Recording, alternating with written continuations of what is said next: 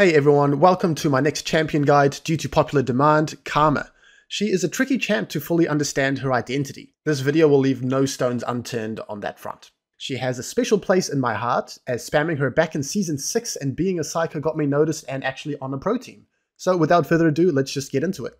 This video is going to be on the long side, so I encourage you to navigate through the timestamps down below if you don't have the time to one-shot it. But let's start off with Karma's identity. She is a big lane bully. She is one of the queens of the war of attrition, of poking, pressuring, dominating 2v2 in the laning phase. I also believe she is the strongest level 1 range support in the game, and she is also the strongest laning enchanter. Now, naturally, this is going to make her one of the weakest scaling enchanters. You just can't have everything in life. She is also very powerful in early to mid-game skirmishing for Enchanter standards. She has high damage early, and she has very early access to her ultimate ability. She is also a versatile skirmisher, as she has so many different decisions that she can make in a skirmish. Let's move on to matchups. Now, this is going to be a very important segment for Karma because she is such an early game centric champion, and she really wants to be able to achieve her identity, and then lane matchups are going to be important. I'm going to make a tier list here, and the order from left to right is going to be important, so the champions on the left of the tier in the list is going to be the strongest. Starting with S tier, we're going to put Ezreal and then Caitlyn in here. So I could make an entire video for each of these pairings with Ezreal Karma and Caitlyn Karma. Ezreal Karma, they pincer and they poke relentlessly in lane, and it's very hard to deal with, whereas Caitlyn Karma, they shove relentlessly in siege, and it is very hard to deal with. Let's move down to the A tier now. Jhin and then Ashe and then Varus. All of these champs, I like to call them utility ADCs. They offer a lot of wave clear early on and poke, and they provide setup as well, which is going to pair very well with Karma in terms of winning lane and being able to meaningfully poke the enemy out. I put Jhin before Ashe and Varus because the synergy with Karma's Q into Jin's W and then landing a bunch of damage from both of you is really hard to deal with. And then Ashe and Varus are kind of a similar tier.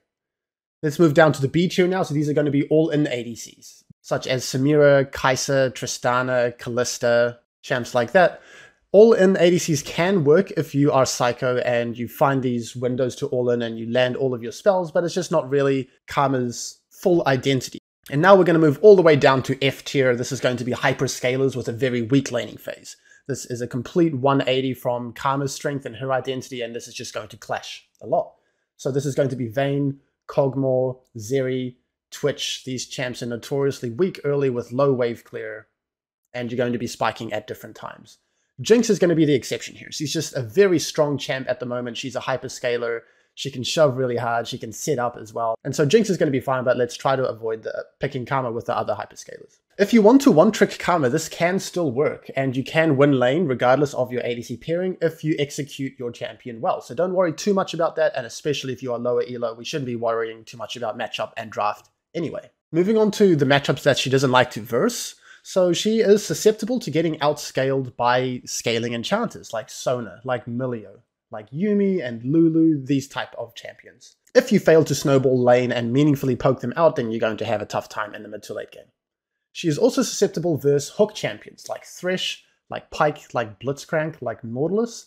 These champions have long range pick tools, and what Karma needs to do is to be able to posture aggressively to achieve your identity and find windows to poke, but versus these champions, you are going to be within their engage range, and it's going to be very scary to stay alive.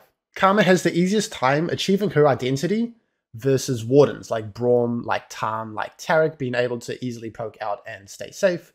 And also versus low range engagers. For a similar reason, you can poke them out and they just don't have the range to be able to punish you. Low range engagers, I'm talking about champs like Alistar, like Leona, like Rell.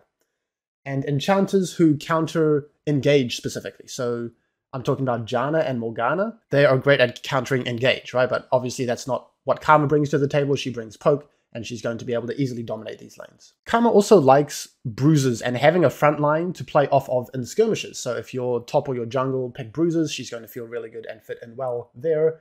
And in terms of what she doesn't like versing too much against the enemy comp, there's a lot of mobility and assassination one-pick potential on the enemy team. Moving on to runes, so we should choose between Comet and Aerie and Guardian for Karma's keystones. Typically, we're going to choose Comet versus ranged supports, Aerie versus low threat melee supports, and Guardian versus high threat melee supports. But at the end of the day, it is important that you understand what each rune offers and what you think makes the most sense in your game in that context. Comet excels at poking enemies out from range. Airy scales the best and can do a lot in lane too if you have a lot of freedom to spam your Qs and spam your auto attacks. And of course, Guardian is going to help you to survive those all-ins. I always talk about creating a cohesive identity for your build with my students, and so this rune section is going to reflect that. If you are going Comet, that means that you're looking to dominate lane as hard as possible. The rest of your runes and items and decisions should reflect that. Nimbus, this is a great rune for lane and skirmish agency. You can use its movement speed to keep your W tethered, you can chase down and use your damage and your early strength. And on the other hand, mana flow, it's not necessary. You shouldn't run into mana issues on Karma unless you're just slamming your face into your keyboard, constantly spamming out your spells. And for the next branch, let's choose between Absolute Focus and Transcendence here. Absolute Focus, if you feel like you can stay healthy in lane to get the most value out of its uptime, right? And then Transcendence for every other situation. Then for the last branch, we are going to always go Scorch. 10 out of 10 times here, it is necessary to meaningfully poke out early on. Let's talk about Airy quickly. So we're still going to want Nimbus Cloak because mana flow is just not very useful. But this is going to influence the decision between Transcendence and Absolute Focus a little bit here. We should be tilting towards Transcendence now to scale a little bit better alongside Airy so that we can have higher uptime in the mid to late game to get out those shields on our teammates. And then of course we're still going to go Scorch. Secondary runes, we're going to choose between Resolve and Inspiration. Now let's just quickly talk about Resolve. Resolve Tree is a great option because of Revitalize down here. This puts in a lot of work with Karma. It scales her E, it scales her altered W for healing, it could potentially scale Airy and some items like Mikhail's Heal, Redemption Heal, backed up with Bone Plating for decent relevance and tankiness throughout the game because she is susceptible to getting one shot. This has felt the best for me personally. If you think you can greed and you don't need the Bone Plating, we can even consider Font of Life and Revitalize because the healing from Font of Life is going to be scaled by Revitalize as well. Moving on to Inspiration Secondary, and this is mainly for Cosmic Insight, which is just a nice rune for having uptime. And of course, the Summoner spell cooldown is going to scale alongside the Nimbus, and the item haste is going to be relevant for sweepers, for actives, for Shurelias, etc. In terms of the second branch that you would opt into the Inspiration page, we can choose Futures Market here. I think Biscuits is useless again because that's primarily for a mana pool issue, and we shouldn't have that issue on Karma. And Futures can help you to get that first item spike a little bit faster and even tier 2 boots faster, so that's always going to be relevant. And that build order is going to be especially relevant if you are running an item build where you're spiking and rushing your first item and you're kind of foregoing tier 2 boots early on. Of course, I will go into the items section in depth after this, but if we want to spike on Echoes of Helia or if we want to spike on Imperial Mandate Rush, then Futures Market is going to go a long way in that front. The last secondary setup that I'm going to give lip service to is Zombie and Ingenious Hunter. This is something if you just want to be a little bit different, play around with some secondary pages. So the Ingenious Hunter is going to be really nice to scale your sweeper cooldown, your Shurelias, your Mikhails and Redemption. She can also clear wards and self-peel quite decently in terms of running that zombie ward, and then of course those zombie ward procs are going to give you AP, and she is great at using AP as well. If we're going to opt in for Guardian, Font of Life is going to be the option of choice for that second branch here. In most situations, you can apply it readily, but if you have something like a Mage ADC or a Jhin who is not going to be auto-attacking a lot to get value out of this rune, it's not the greatest, and then we can consider Shield Bash for just a little bit more tankiness and just a little bit more poke in lane. Bone Plating on the third branch over here, so Second Wind doesn't scale at all. It's going to be useful in some lanes just to stay a little bit healthier, but it really does feel nice to be able to have that Bone Plating to give you that safety as the game goes on. And you can get some value out of Bone Plating even versus ranged enchanters in short and concise trades. And then Revitalize, this is going to be a no-brainer here. In terms of the secondary runes for the Guardian setup, we are going to go Nimbus and Scorch. This is just going to give you the most value. Really powerful runes to be able to achieve things early on. Wrapping up this section with the rune shards. So this should be double adaptive force and then armor or MR depending on your lane matchup. Most of the time armor, of course, because you're going to be versing an ADC. Adaptive is for stronger poke in lane to really tie into your identity. Cooldown doesn't matter in lane because you don't have mana or mana regen to sustain the spells and constantly throw them out. And so we really want to dominate early on. There is always going to be personal preference when it comes to building for champions. So this is just my opinion on what is the strongest setups for Karma. If you enjoy running a different setup, then all the more power to you, and you can even let me know in the comments down below. Moving on to Karma's items, and these have been changing so much recently that it's really hard to find some time to give you a build for the foreseeable future. But I'm going to do what I can. The new Echoes of Helia item, even before it got nerfed after it was released in the mid-season update, didn't feel too great, and especially post-nerf, I do not recommend this item. It sounds good for Karma, but the number that this item gives is not the greatest, but I would recommend for your Mythic to go Shurelya's 10 times out of 10. Ludens and Night Harvester, these items are too expensive. Like I said, Helia doesn't feel the greatest. Radiant Virtue could be worth exploring with Revitalize to increase its healing, but it's very expensive and it doesn't give the best stats for Karma. Shurelya's is great because it's affordable, it is easily procced by her E and her Mantra E, and move speed is just a great stat for Karma to have access to for her W, for kiting, for skirmishing. Moving on from Mythic to Boot, so we're going to go Lucidity's 10 times out of 10 here in my opinion. Swifties can be fun in extended lanes with a lot of skill shots, but I think Lucidity is just too valuable. And the tier 2 boots is a noticeable spike for Karma. The mobility and the agency and that earlier spike is important. While Mythic is a big spike for every enchanter, including Karma, I think you are going to be weak for too long if you are just trying to rush the Mythic without building your boots first. And so on that note, we should go Spell Thieves into Lucidity boots into Shurelya's for the most part.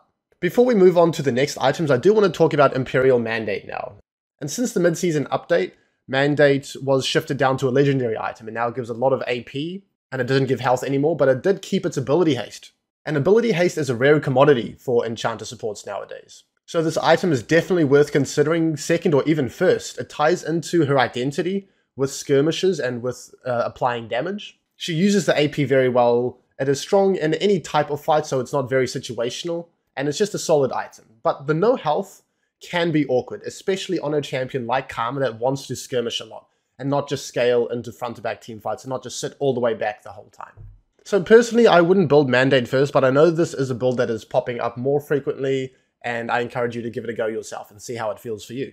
With that said, Mandate as a second item is definitely a solid option once you have that health pool from your Shurelya's. Moving on to the rest of her item choices. Redemption, this is splashable, this is a very flexible item, usable in a lot of different situations. It has that health pool, which is great to be able to have a little bit more agency in skirmishes, and the heal is scaled by Revitalize, so this is going to be a very solid option. Ardent Censer, this is a solid item with on-hit allies, which are mainly going to come from the ADC and the jungle position.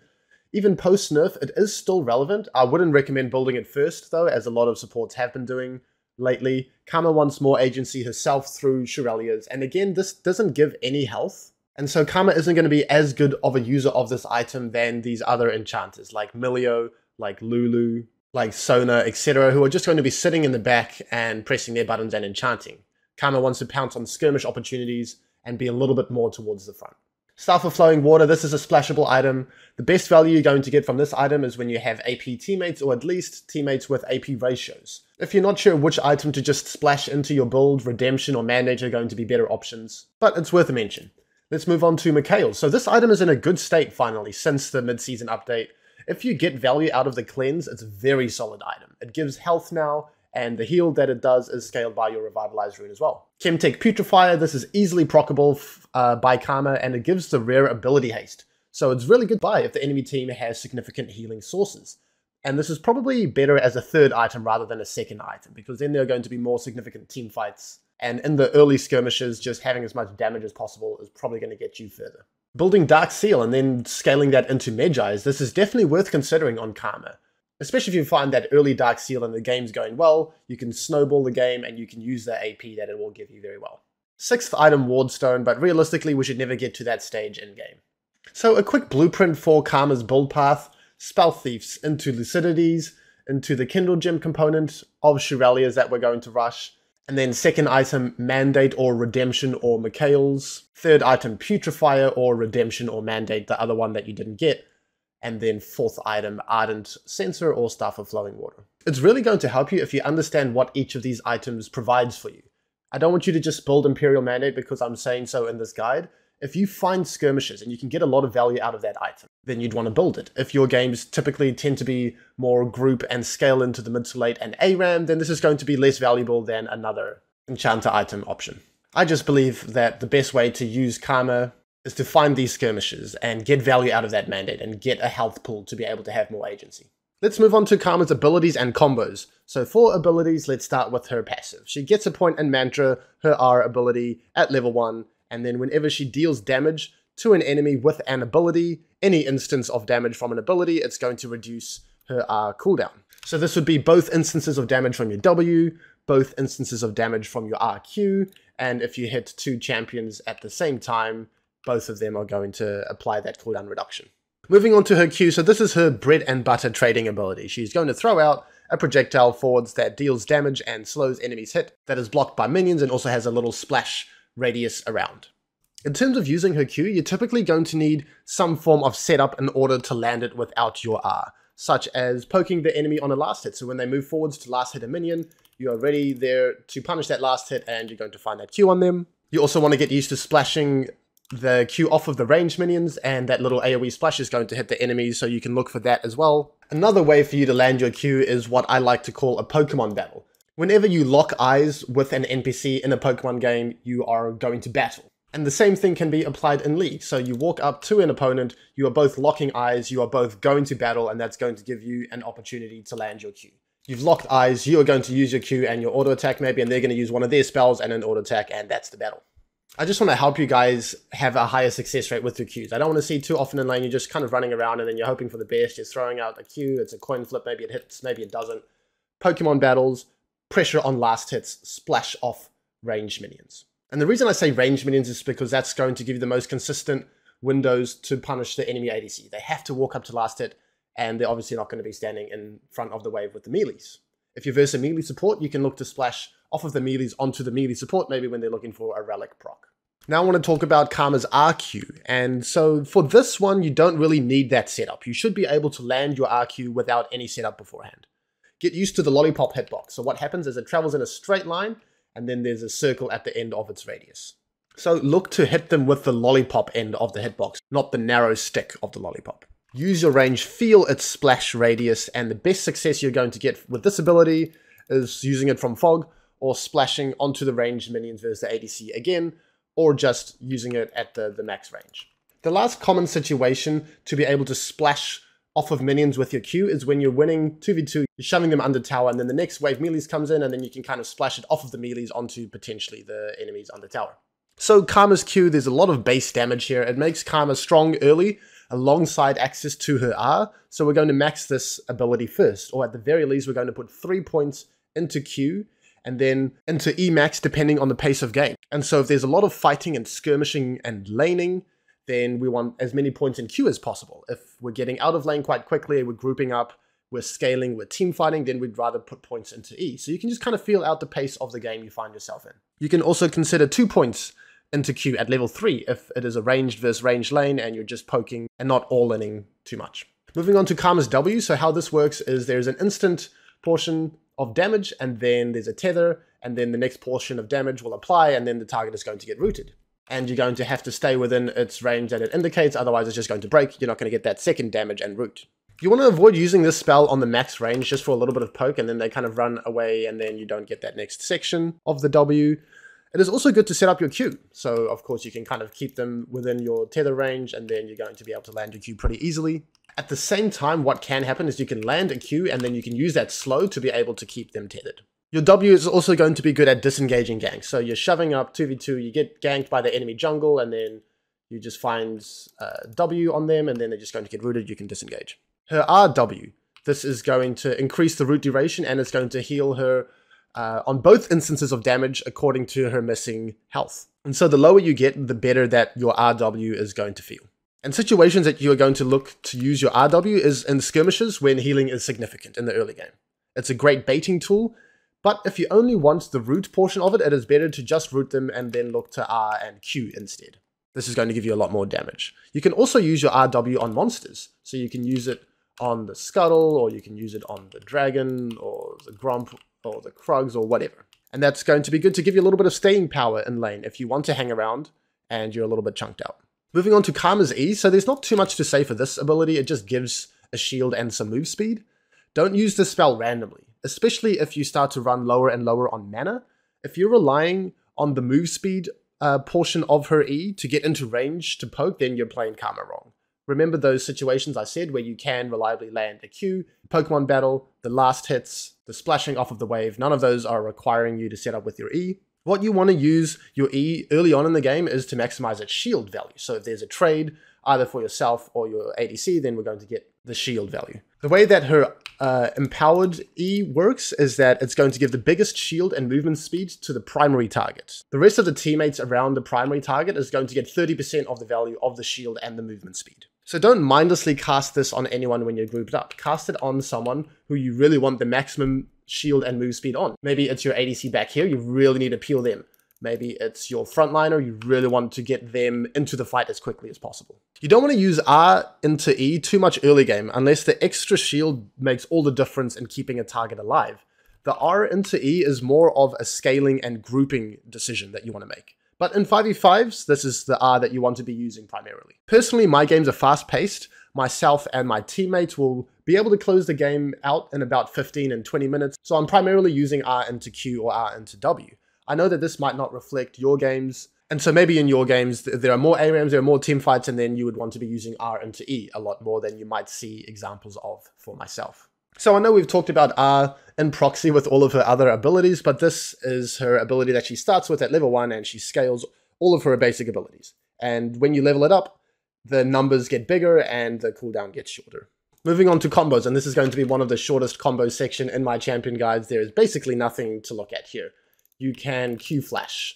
You can, of course, R into Q flash. You can W a target and then flash, and that Nimbus proc is going to help you keep them tethered. Or you can just kind of flash W, and then again that Nimbus proc can help keep you tethered. Karma is not a combo-centric champion like many other enchanters in the game. I will say though, to maximize your R's uptime, you want as many procs as possible for the passive cooldown application, of course. So what you can do is you're either going to lead W, and then press R before the second W pops off.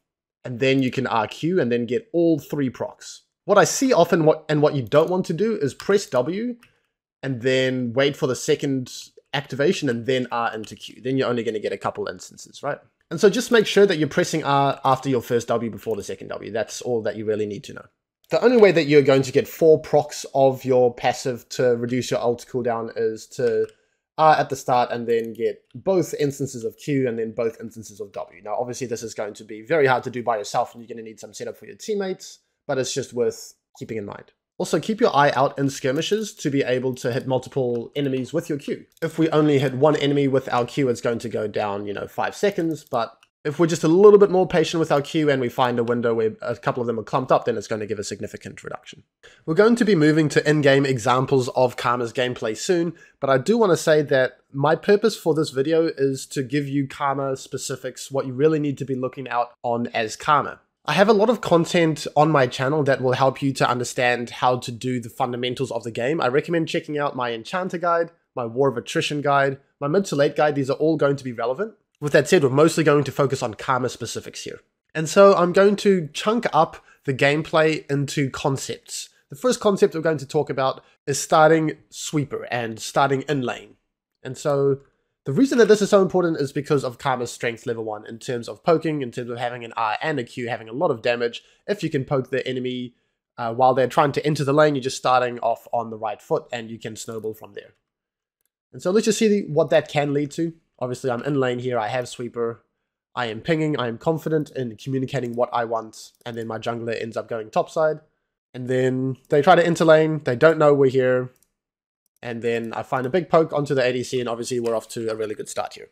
So the reason that we want sweeper and not trinket and lane start is because we want to make sure that they have no vision of lane at all. Because a lot of times people are going to contest this. They're going to drop a ward here to see if Karma is doing this. So we want to be in lane, we want to make sure they have no information of that, and then we can go from there. Now I know what you guys might be thinking. Our jungler wants to start on red, he's going to get tilted if he doesn't get leashed by his bot lane, what should we do? If you're just kind of following around doing whatever your teammates want to do, what you want to have happen is never going to happen, right? So I want you to be clear and concise in your communication. Your body language, your sprinting bot. Your pings, you're pinging that you are starting bot. You can even type, we are starting in lane bot. If you're clear about that, it reduces the likelihood of your jungler being tilted that he's not getting a leash drastically. But it's also important that you understand the consequence. If you leash your jungler as Karma, and then maybe they start in lane, and then you get to lane late, and then they start to shove you in, and your whole level 1 spike is just completely out the window, that's going to hurt a lot. It's going to hurt a lot more than your jungler just being slightly behind pace. Next example, and what's going to happen here is that they just mildly contest, so this is important why we start Sweeper, because people are going to respect this. What happens here is we see a ward being placed down here, and I brought my whole team down here to ensure that we do have bush control here so that we can poke them on entrance.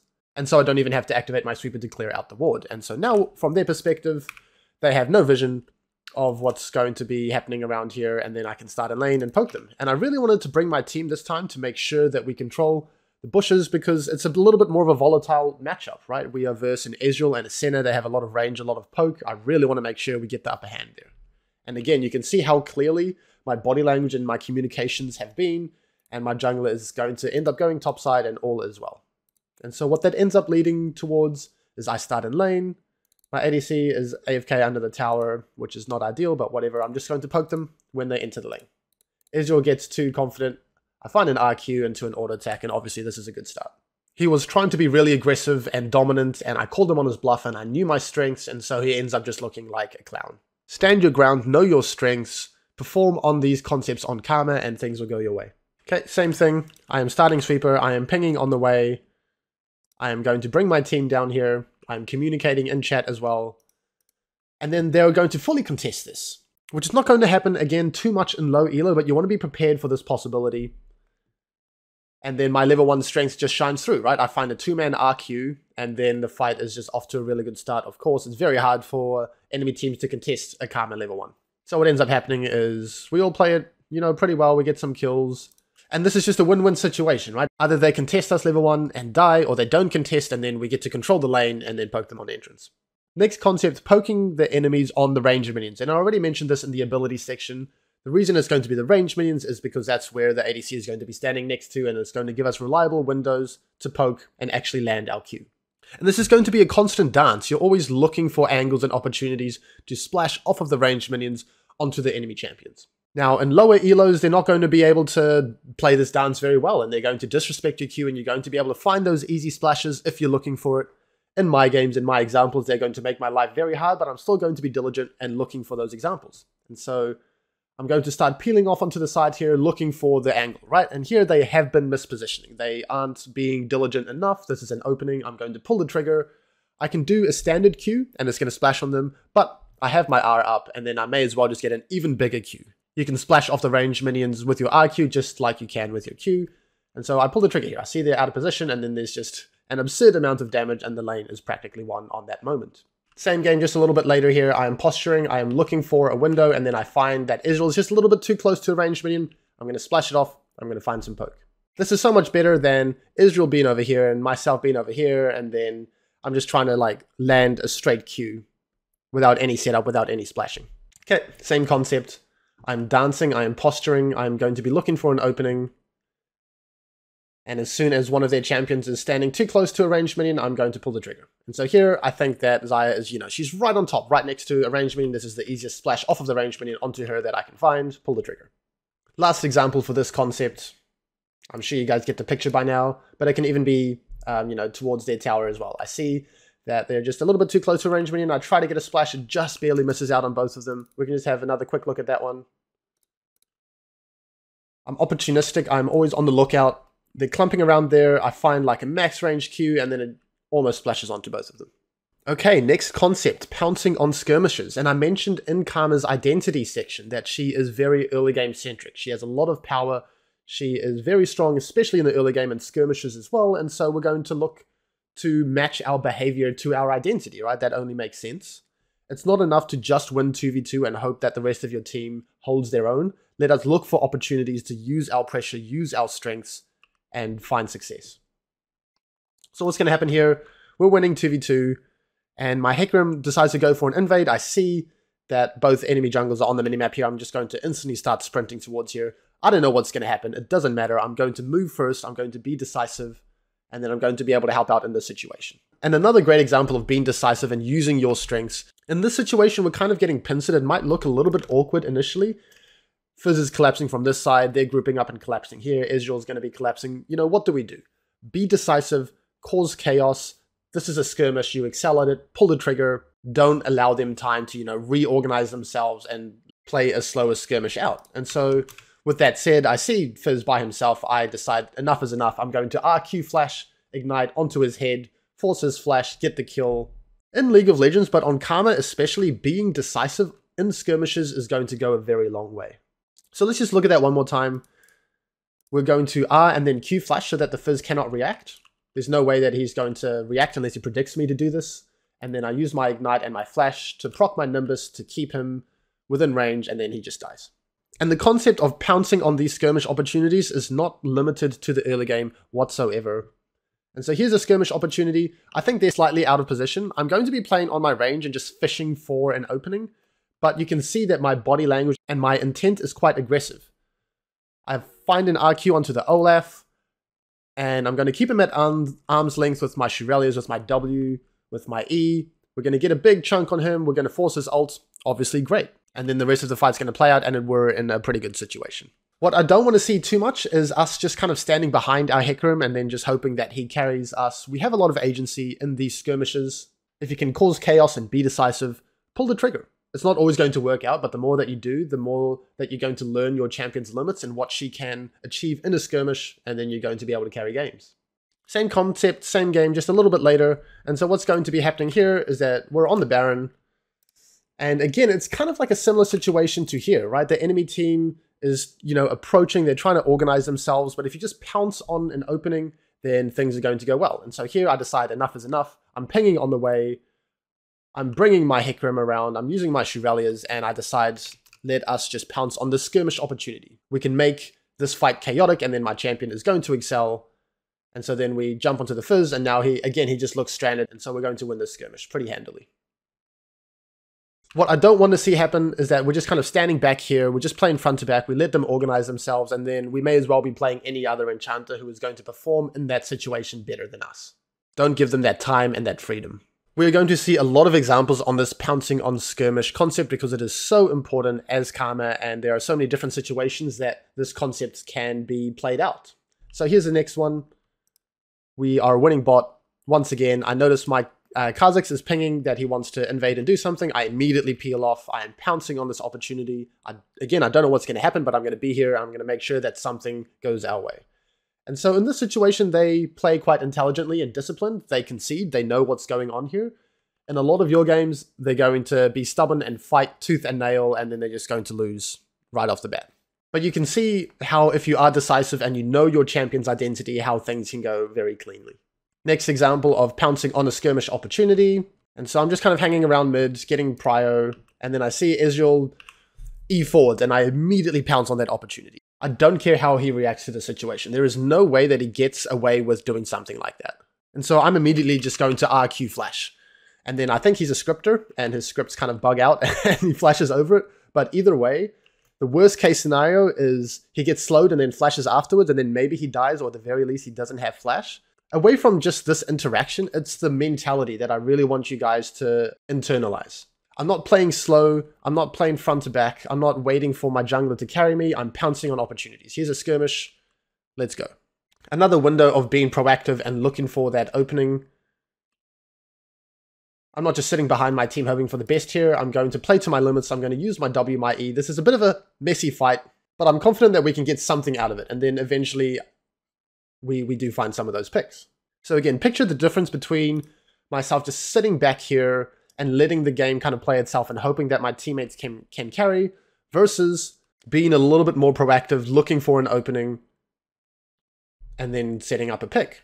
And this is the thing about Karma. Her kit has so much range and peeling and chasing that you can have quite a lot of limits in terms of how much you can achieve in a skirmish, how aggressively you can play. If you picture a champion like Leona or Alistar, they can only go in, and you really have to pick the right moment. But if you have so many tools at your disposal, you may as well use them. Okay, another skirmish is going to be looming in this game. And I notice my Gragas get jumped on, and then I'm just going to immediately start running forwards here and really provide as much as I can to the skirmish as possible. You can see the zero hesitation, and then we're just going to play it out from there. They even get their Gragas ult in here, And I'm going to be hanging around. I'm going to be trying to achieve as much as I can. And you can see how my kit is just so useful in these messy situations. I get many rotations off of all of these abilities. And on the back end, eventually I do die, but we're just going to come out leaps and bounds ahead of the enemy team in this skirmish. So for this skirmish, one more time, it is not front to back. It is not slow. It is not controlled. It's chaotic. Pounce on this opportunity. Get as much done as you can. And you can have very confident movement as well. You can see that I'm not just trying to run passively away here. It's a messy situation. I'm dodging Galio's W. I'm creating chaos. I'm juking back in. A lot of limits to be explored. And this example is going to be an extreme of the pouncing on a skirmish opportunity and exploring limits. I'm just going to be kind of psychotically sprinting forwards past the tower, diving the enemy ADC, and then we're going to play out the skirmish from here. We're cutting back upwards. I'm finding that Q, I'm finding that W, I'm being aggressive. I'm not just running away with my tail between my legs. I'm being proactive. And you can see everything kind of clicking together, right? The confidence and the identity. And then we end up getting a kill onto the enemy mid laner. We dove the enemy ADC. They're bleeding heavily over on the back end here. The other thing I want to mention is I did talk about this in the combos, but what I do is I press my W and then I press my R before my second W. So then the R gets reduced by the W, gets reduced by the Q1, gets reduced by the Q2, and now there's pretty much 10 seconds left on my R. In an extended chaotic fight, we're going to find multiple rotations of R. Moving forwards, another opportunity is coming up. Confidence, aggression, being a little bit of a psycho as well. Let's see what happens. I notice Nidalee on the Gromp. I decide that I'm not going to allow that. I'm going to RQ flash. I have my Nimbus. I have my Shurelya's. I have my E. Even though she flashes away, I still tether her. I have the confidence to dodge out on her Q. I'm not running away. I'm hanging around. And then eventually I get hooked in and die. But I've kind of like forced this skirmish to happen. I forced Nidalee's flash. I know my teammates are collapsing and now they're horribly overextended in our jungle. So this wasn't calculated perfectly. Obviously, it's a lot about that mentality and that energy. And if I dodged that Pyke Q, then I wouldn't have even died at all. Just try out being an absolute psycho on this champion. I'm going to set some controversial homework for you guys. I want you guys to play with such confidence and be such a psycho that one of your teammates adds you after game out of concern for your mental health. This is actually something that happened to me in this game. I thought it was pretty funny, but obviously it's not from what I'm typing in chat or from me inting. It's from me being really, really confident and aggressive. Next game. Skirmish opportunity is going to come up and I'm going to pounce on it. I was planning to base, but I see the enemy jungle on our side of the map. I decide, hell no, you're not allowed to do that. I instantly cancel my recall. I Shurelya's, I sprint. I'm communicating what I want, and then we just get another kill. Picture yourself in this situation. You're trying to base, maybe you're trying to spend some gold or refill your wards, and then you see someone on the map, and then being in that mentality to be able to capitalize on that. Okay, I promise this is going to be the last example for this point. It's like beating a dead horse, but it is very important. Anyway, a skirmish opportunity is going to come up. I was bot, and then I just notice any kind of activity around mid. I'm going to start sprinting there. I'll assess the situation later. Maybe my teammates die and they exit and I'll back off, but I'm going to make sure that I'm moving here very quickly. We can also notice how important the tier 2 boot spike is because I am able to move here very quickly. It is a very fast spike. I get here at a reasonable time to impact this potential skirmish. And then let's see what we can do. I move first. I find the skirmish. And we get a couple kills. Absolutely crucial that I moved here. Next concept, the lollipop RQ. Making sure that the circle hitbox at the end of the lollipop stick is what you're using to hit enemy champions with. And like I said, you don't need setup initially to land your RQ. Here we can see that I'm just throwing it around this range and the lollipop is going to hit her. I don't want her to be standing here and then me to be standing here and then trying to hit her with a narrow stick. Being confident with the lollipop hitbox on my RQ, the range, I'm confident that it's going to hit over here, and so this is on pretty much the max range of it, and then it splashes onto her. Okay, let's find another lollipop Q. Run forwards. This is about the range I'm going to look to throw it, and if you throw it at this range, at the enemy champion, the splash is going to hit them no matter what, if they juke or not. A couple more examples. Here's the range that I'm happy with. Boom, it's going to hit. The last example here, and I thought this was a really cool one because you can actively see that I am avoiding hitting them with the stick hitbox and really emphasizing the circle lollipop at the top. So I'm going to run forwards, and then I'm like, oh, I don't like this range. Let me move backwards. And then once I am backwards, then that lollipop is going to hit them. Now, the next concept is not going to be very Karma specific. This is just War of Attrition in general, but I thought it was important to show you guys. So this is going to be punishing last hits. Finding windows to poke them out when the enemy ADC is walking forwards to look for a last hit. And this is going to be the best opportunity for you to land just your normal Qs. However, you can use this window to land RQs as well, of course. I know Edgel's going to hang around for this last hit, so it's a very easy time to land some poke. Next example, enemy ADC is going to be walk up to trying to last hit. And so you can see the dance here, right? These minions are getting low. Let's just watch that again. Our minions are going to get low. The enemy ADC is going to walk forwards to try and contest them. We can see there was a punish on that last hit as well. But moving forwards, these are getting low. I decide, no, I'm not going to let you last hit these for free. And they're good enough to respect that. This is not going to happen in a lot of your games either. And so I'm not going to throw out my Q right now because the enemy ADC is not contesting the last hits, right? That's not going to be a good Q for me. She's out of range. She's not going to get hit very easily. But she loses patience, she gets greedy, she walks forward eventually to try and get a last hit, and then I'm saying, hell no, you don't get to do that. RQ, auto attack, big damage. Last example for punishing last hits. Ezreal is walking forwards to try and get the cannon. My ADC knows this, she's standing in front of the cannon to block it. I know this, I'm walking forwards to harass him on his last hit, and then I get to trade my W for his E, which is a great trade for us. And it's all based off of punishing last hits. Okay, next concept, this is going to be poking from fog. And this is another tool to help you be more consistent and have a higher success rate with landing your Qs. So I'm going to be posturing forwards, I dip into fog. Obviously they don't know exactly where I'm standing, if I'm on the edge looking for a Q, or if I'm just kind of hanging out. And then I find an RQ from fog. Now you're not always going to have the luxury to be able to stand in fog. Sometimes you're going to need to hit the wave to generate an HP advantage so that you can maintain control in lane. But Karma has a lot of threat, a lot of poke early on, and being able to pincer from the side from fog can be very oppressive.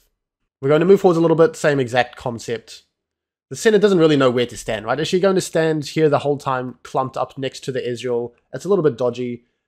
Easy RQ to land from fog. And same thing once again. Again, they don't know where we are. And I'm going to find that RQ, and this time it hits both of them, so we're just going to get a double kill off of this one. Last example, poking from fog. I know that you guys get the point, but I think it is important to show you as many examples as possible to drive the point home. So let's just move forwards a little bit here. Get to sit in the bush. And then I find a pretty easy poke, even an order plus a Q there for a little bit more poke from fog. Now this next point is going to be similar to pouncing on skirmishes and being aggressive, but it's just less about a skirmish opportunity and more about that confidence and that aggression in fights. So what's going to happen here is that we get ganked. I'm going to use my W and my E to create some space on the back end here, flash away with Nimbus, and then I'm going to hang around. I know my strength. You can see how much damage I do here. I find a kill on the back end here quite confidently. I'm hanging around. I'm finding another Q. If I just ran away the whole time from that gank, then it's very likely we don't get any of these exit kills. Okay, so more aggressive fighting, more aggressive skirmishing. You can see that these fights aren't front to back. There's a lot of chaos, and you just got to excel in it. You got to dance in the chaos. You got to embrace it. So I pounce on that opportunity. Someone's mildly out of position. I'm going to pounce on that opportunity, and you're just going to keep going and trust that with this approach to skirmishes, your champion is going to perform well. Another example where we're winning 2v2 and we draw the enemy jungle to gank us, but the enemy is so poked out and we have so much strength early that it doesn't really matter. And so you can see I'm hanging around. I'm not backing off like, oh my god, we're getting ganked, let's live. My body language is very much, no, we're going to kill them. And so just looking at the gank one more time, I land the Q on him, I land the W on him, I land the E on myself to stay healthy. And then I'm just going to go right back to dominating 2v2. And after all is said and done, they got ADC flash, but enemy jungle got poked heavily, support is poked heavily, ADC gets poked heavily here, and we've just achieved so much pressure for the team. And what this ends up all culminating as is a dive, the epitome of being aggressive with your fighting. So they're chunked. I decide to once again psychotically R and then Q flash so he can't react in time.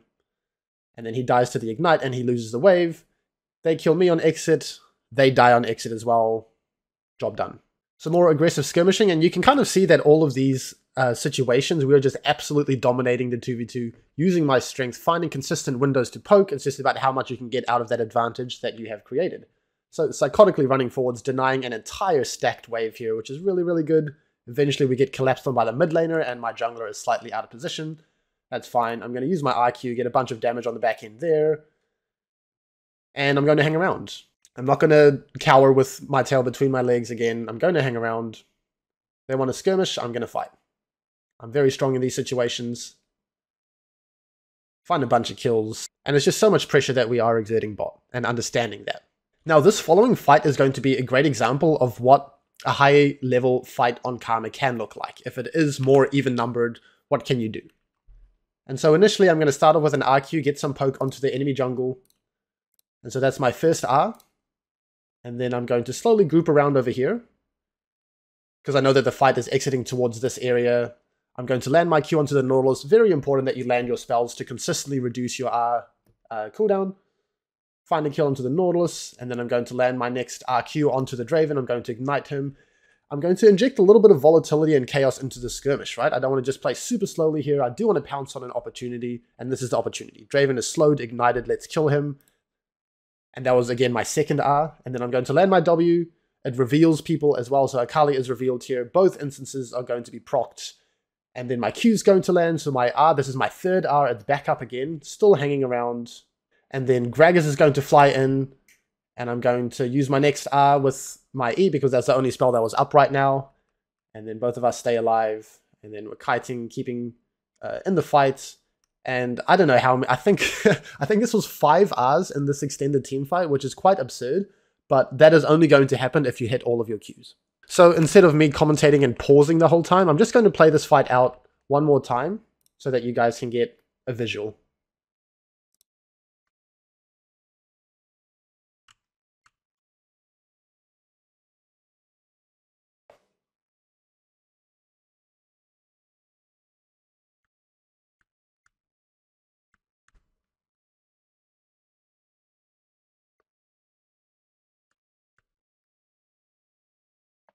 Cool. And all the little things add up, right? Landing those skill shots, posturing aggressively, understanding your champion's identity. Now, I do want to talk about the concept of R selection, because a lot of times in my games personally, I am just RQing. It is very fast-paced, chaotic. The games don't go past 15, 20 minutes, especially if I'm snowballing appropriately on Karma. But I do understand that a lot of times in lower elos, your games are going to extend. And I worked with a Karma player extensively in the past, and there were so many opportunities where I was asking them to use RE instead of RQ, because it was slower, it was more organized. So I'm going to try and find some examples to emphasize this point. We're getting ganked by that Bel'Veth. My R is up. I could use RW. That's not going to do anything. My ADC is the one in danger. My Q is on cooldown, and so I'm going to wait until my E is up, and then I'm going to RE so that both of us can create some space away from this jungler. An R into Q on the Bel'Veth would have been fine here with Eing my ADC. However, it wasn't up, and RE is the next best thing here. Same thing here. There's going to be a skirmish. I have all of my spells up, right? How am I going to use my RQ? What's happening? My Azir is pushing him into us, and so I want to kill him, to pick him, to one-shot him, so I'm going to use my RQ for that damage. An alternative could have been to maybe RE the Azir so that he has a biggest shield possible so that he doesn't die, but I decided that it was better to just try and one-shot this Varus and just normal E my Azir. It's important that you don't randomly use your R, that you go in with a plan. Even if it's the wrong plan, have a think about what you think you should use your R on. Start playing around with them, feel out when each R feels the best. Because I know from experience working with Karma players that a lot of the times you just default to RQing every time. In skirmishes, debate RW. When you're grouping up with your teammates, RE. If you don't have cooldowns, use R on whatever feels appropriate at the time. Next example for R selection, we are absolutely dominating 2v2. We are naturally drawing pressure from the enemy mid, from the enemy jungle to try and relieve this pressure we are creating, and then we're just going to play it out from there. And so I have my R up. I know that we're getting collapsed on, and so I'm going to use RE initially to give both of us move speed to try and create enough space from this Nautilus engage. That was the thought process. Unfortunately, I still get hit by it. There is something else that I want to point out here, and this is a bit of a 1%er, but you can buffer your spells. And so what I mean by that is when I realize that I am getting hooked by the Nautilus, I'm just going to press my Q. Oh damn, I'm getting hooked. I'm pressing Q right now, and then that small channel time is going to be, you know, hidden in myself getting CC'd, but my Q comes out here. And then I'm going to use my W to try and create some space, and then I realize that we're in a bit of a dire situation, and so I just try to create some more space from the Draven, the Akali goes on the Aphelios, it doesn't work out. And now I know that my W is coming back up, and my R is back up, again because I've landed every single spell. My uptime with R is going to be high. And then I bait him, he hooks, I R, and then I buffer my W again. He hooks in, I press W, and then I get that instant heal before I can get one shot. So just another little tidbit for you to think about. Okay, so this is going to be a great example of when RE and when RW can excel. So start of this fight, my carries are getting jumped on. This should be a no-brainer. I'm just going to RE onto the Aphelios, give both of my carries some shield and move speed. And then I'm going to be landing all of my spells, reducing my R cooldown. And then the next time that my R comes up, I am very low. I am going to bait with my RW, get that heal, try to get both instances of the RW off. Unfortunately, I die, but you can see the intent there, the decision that I am actively making for my R. Now, the next concept is having a high game pace. Keeping your foot on the gas, squeezing the map, forcing the game to be played at your own pace. Now, this concept is going to bleed into some of the other concepts, you know, pouncing on skirmishes, fighting aggressively, but that's all part of the cohesive identity of Karma. And so an example of keeping the game fast-paced is I'm going to be getting mid-prio, and then I'm going to be moving in towards this area.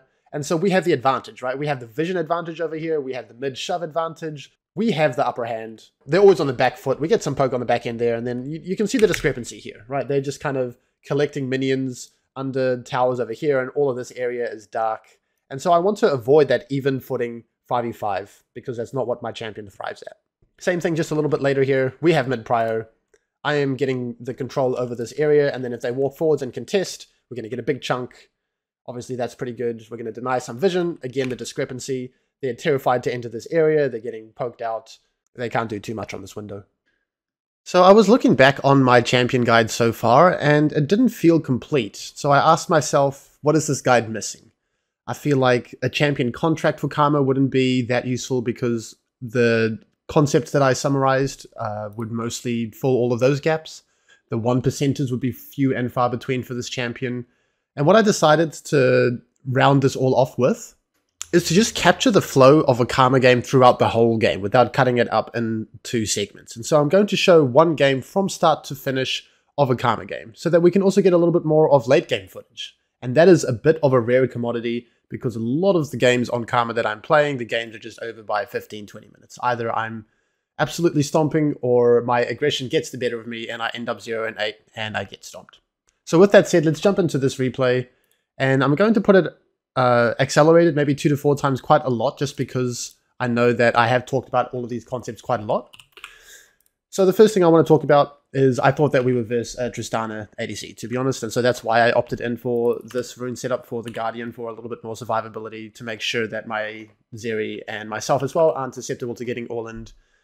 I know that Varus mid is a flavor of the month pick as well. It just turns out that it was Varus ADC, and so it is what it is. If I knew I was versus this matchup, I would just go Comet.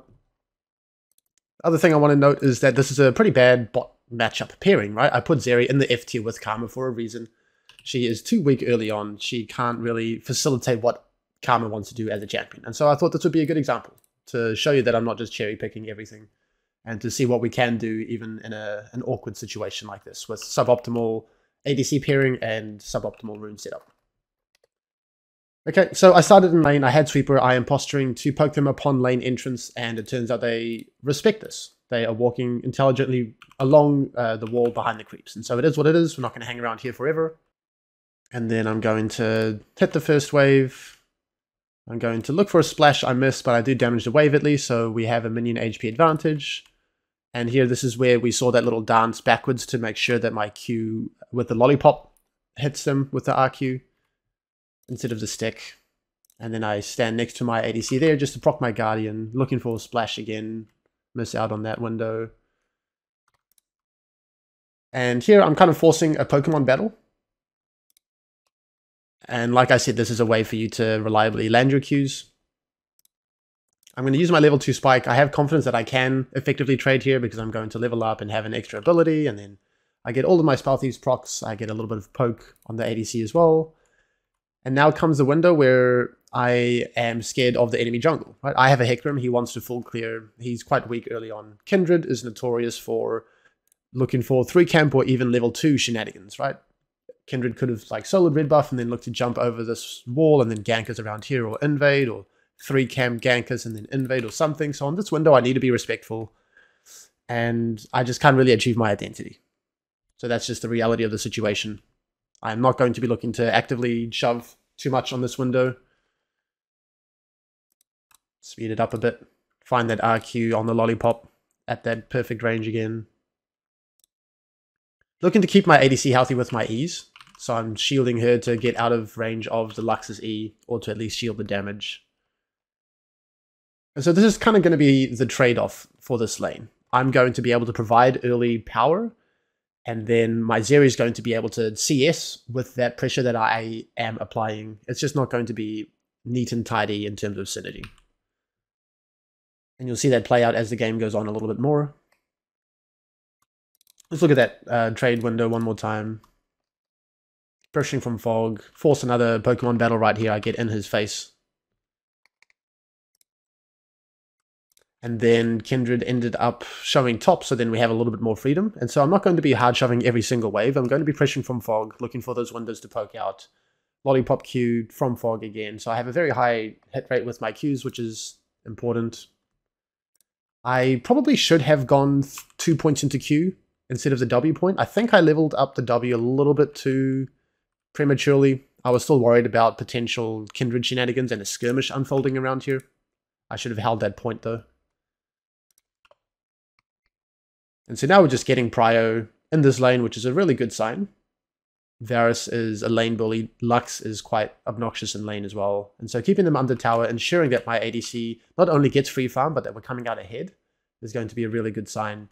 And then eventually Kindred does move down towards bot. And then we end up getting a trade. And so I'm quite aggressive on that window, as you can see, getting that trade kill and then using my flash with Nimbus to create some space.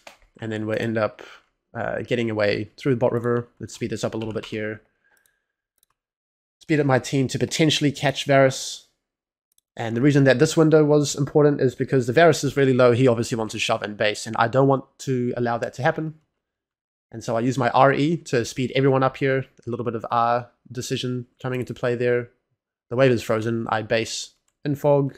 I know that Varus is going to have a hard time to just shove this out. And so after all is said and done, really good start for this Zeri. So I'm confident that if we keep this up, the Zeri is going to be able to perform in the mid to late to be in a really good spot to just kind of solo carry, and then the weakness that I would have in a more even footing 5v5 front to back will be kind of diminished by the strength of this champion scaling.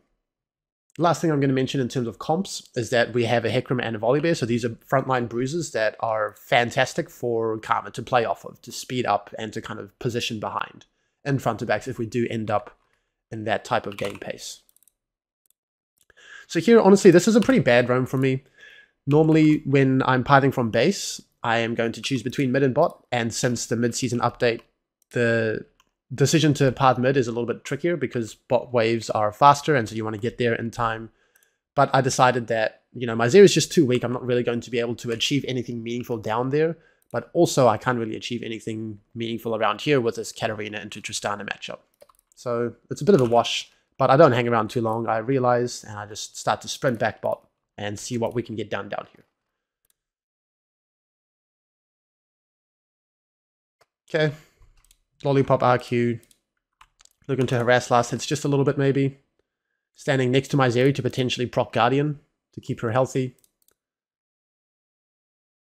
Posturing aggressively to potentially harass last hits, and here I decide that it's going to make a little bit more sense to freeze on this window. I'm making an active decision here. I could try the War of Attrition and poke, shove, pressure, dominate 2v2. Or I could try to freeze if I think we have enough threat, or if I think we can't really sustain the War of Attrition. I know that they have no summoners from all of the earlier action. I know that my Zeri is weak at the moment. I know that my Zeri is also chunked at the moment. And I know that my jungler is pathing down. And so there is definitely quite a strong argument to be made to just kind of keep the wave over here and see if we can create something, as opposed to just kind of shoving them in. But a lot of the times your decisions should normally, usually be probably just shoving them under tower and playing that classic War of Attrition a little bit more. I will say, though, that Karma does have quite a lot of threat as far as enchanters go, just with how much damage she has and her W to set up. So posturing forwards aggressively on these windows, and then I decide that Lux is just too far out of position. And then we're just going to get a relatively free kill over here. And then we're going to look to crash the following wave. Now the skirmish is going to extend just a little bit. So let's just have a look at what happens here. But the main goal here is just to crash this wave, go home, let our ADC spend his gold, and then rinse repeat. So obviously I'm trying to hang around and not let my Hecarim just get one shot for no reason. Cue the wave, shove the wave in, make sure that he doesn't get an opportunity to freeze the wave, force him off. Okay, let's speed this up a bit. Go home. I built Swifties this game because I wanted to... I thought it was going to be quite a skill shot reliant laning. You know, there's the Varus skill shots, there's the Lux skill shots, and maybe I can have a little bit more agency to play this mini game out of all of these skill shots flying out. But I could easily have gone Lucidities as well. And Lucidities would have been a better scaling option. I just kind of got the sense that laning phase was going to last for a little bit longer, and I did want to have some more power right now. Okay, my jungle is top side. We know that their jungle is bot side because they just did dragon, and so the wave decision here is just to slow push, just to chill out, and potentially crash the next wave and then kind of go from there. Wait until my jungle is on our side of the map. But my ADC jumps in like a psycho. I'm all for it. And then aggressive decision here. You can kind of get this sense again where I'm not just scared front to back running away. I understand like the limits in these skirmishes. I'm creating chaos. And that earlier moment when I flashed away up the river, I kind of split them up, made them have to make a decision. Here, the same thing, right? Are they going to commit to kill my Zeri, or are they going to try and chase me, creating some chaos, bringing my Katarina down, get into her range to E onto me, and then I shield her so that she can catch up. So just classic Karma strengths here. Aggressive skirmishing, understanding your limits and your identity. Get a couple kills there. Trist jumps down and collects a pretty free kill onto me on the back end. It is what it is. And then I'm kind of just posturing around bot river. Not too much to achieve on this window. I'm just going to chat out the Lux for fun, just to play that mind game a little bit. Get a bit of damage on her, whatever. Control bot river. Some more control around bot river. So now Katarina has a much easier time to roam away from mid and to potentially collect some kills on their immobile bot lane. And just showing what's going on over here. Zeri, still really, really good spot. And now we have complete bot river control as well, except for this ward, unfortunately. And so, pace of game is looking pretty good. Managing to win lane with a Zeri, and the Zeri is getting fed.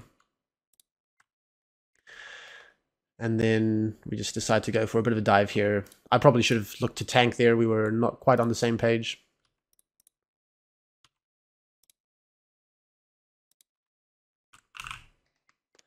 Okay, now posturing for a dive because we know that their support just can't be here because we just killed them. And so here I should have tanked. So I was really off my game on these windows here. I should have just autoed and then held aggro on the edge of tower range and then just dropped. But tower hits Hecarim and then the tower's going to hit the Zeri afterwards and it causes my teammates to die. So that was definitely my bad. But after all is said and done, the ADC got none of those kills and the ADC is losing wave after wave. And so there's still a huge discrepancy on that front. I'm going to base, come out of base, building towards that Shurelya's.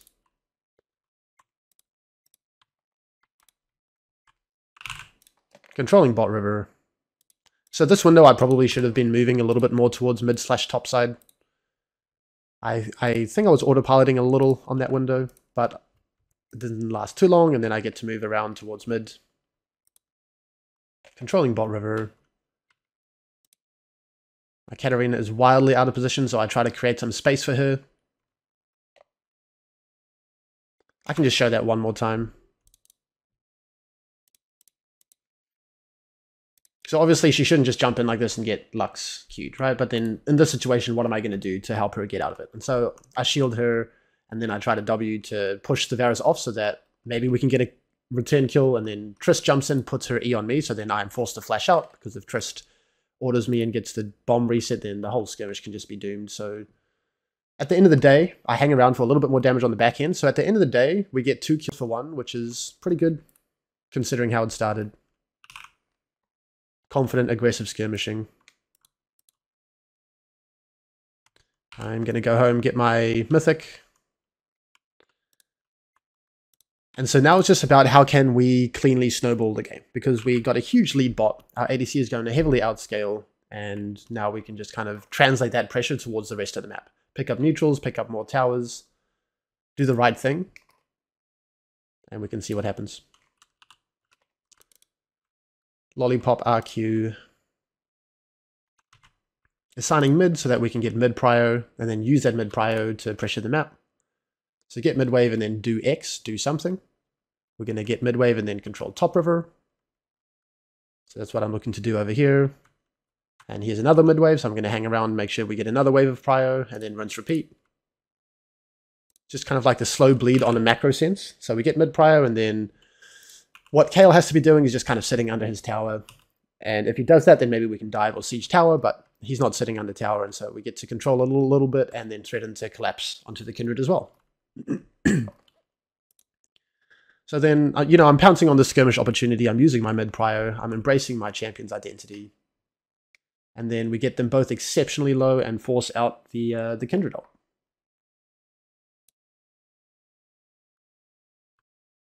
Shove top wave. Get top tower. Get some camps, get herald, get everything. And then back towards mid. Get another mid wave. And then this was that example that I showed you in terms of pouncing on an opportunity. I wanted to go home, spend my money, get my wards back, but then I noticed Kindred is on the map, pounce on that opportunity, collect that kill. And now I don't want to base, right? Because our tempo has been delayed. And so if we base now, then they get mid wave. And then they could even potentially get mid tower, which would be a huge mistake for us to allow them that opportunity.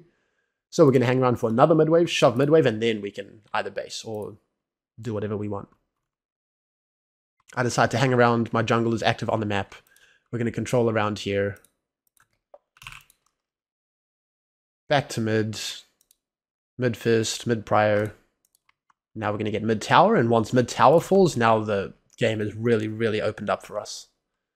And I haven't really done anything special, right? I've just done the right things, embraced my identity, had plans and made precise decisions for waves, understood how I wanted to play out some skirmishes, and then the game's kind of winning itself. Once again, mid prio, and then we can collapse. I'm going to speed this up a bit. I go home, building towards the old Mikaels.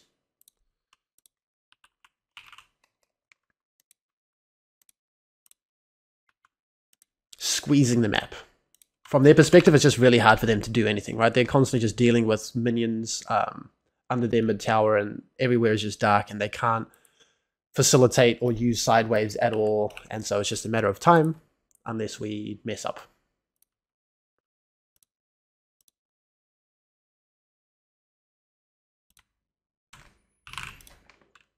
Okay, same thing, just controlling this quadrant after we get mid prio, and now we're going to get dragon. I decide to base because they're obviously conceding dragon, and the reason that I wanted to base is because I knew that they were conceding dragon, right? I knew, like, their perspective, how absolutely doomed bot side was, and how there's no way they will ever look to contest this. And so I called that. I'm like, okay, you're not contesting. What are they going to do? Well, the only thing that they could try and do is top tower, or kill my top laner, or look for top vision, or anything top side, right? And so I'm going to try to counterplay that. I understand my skirmishing potential, my mobility, and so that's exactly what they're looking to do, and then I'm here to match it. And then I land a 2-man RQ, and then I'm going to be playing on my limits, right? I know that my team is going to collapse. I want to keep them within reach. And so here I just kind of psychotically Q flash as well, just to keep them both slowed, and they can't react to that. Buy more time for my ADC to get here. I don't want them to get away. Playing right on the edge of the limits there. And so the RQ there, that was pretty bad. It did ended up hitting. Maybe I should have held my RQ until after my root landed, or until after one of their invulnerable ults expires. Shielding my ADC to keep them alive. Okay, great. Let's keep going. Go home, get my Mikaels. Mid first, and then controlling the map. And then I noticed that they are potentially out of position, so we're going to look to collapse on that. And this is the thing for you guys to understand. It might look like the enemy team is just inting on all of these windows, but there's really not much that they can do, right? Even, like, these are challenger players. They understand the cost of just sitting under towers and letting us take everything. And so they're going to try to contest for just, like, scraps, right? For camps, for control of a quadrant, while we are pressuring to just squeeze them out of any control of the map. And so that's exactly what happens. We end up forcing a skirmish over here. And it's in these situations where the R into E would feel really good. I think I just used my IQ at the start to get a little bit of a chunk. You can also see what happened with my level order in this game. I only went 3Q and then I started maxing E because I wasn't really hanging around in lane for too much more. I did start, you know, the bot tower blew up pretty quickly. It was just the mid to late game, and so I just wanted to put as many points into E as possible for these type of situations, because this is what I expected to happen, right? I'm going to become less and less relevant. I'm going to want to shield my scaling ADC, shield my bruiser frontliners. And there's going to be less about that poke, especially if I have Guardian instead of Comet. Okay, so we get a couple kills there. Translate that to Baron.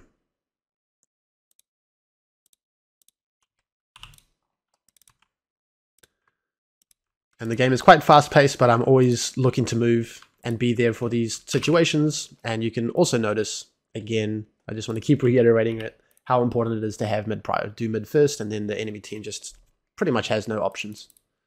Okay, I think that's the most we're going to get out of this VOD, so I hope you found that useful as well.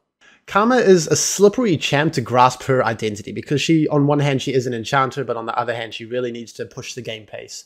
And so if you are a player that is typically drawn to enchanters with a more slow, methodical scaling approach, then this wouldn't be the champ for you, unless you really want to develop those areas of your gameplay. Whereas on the other hand, if you're a really proactive player, but you feel like you want to add an enchanter, a ranged support to your pool, then Karma can be a really good addition for you.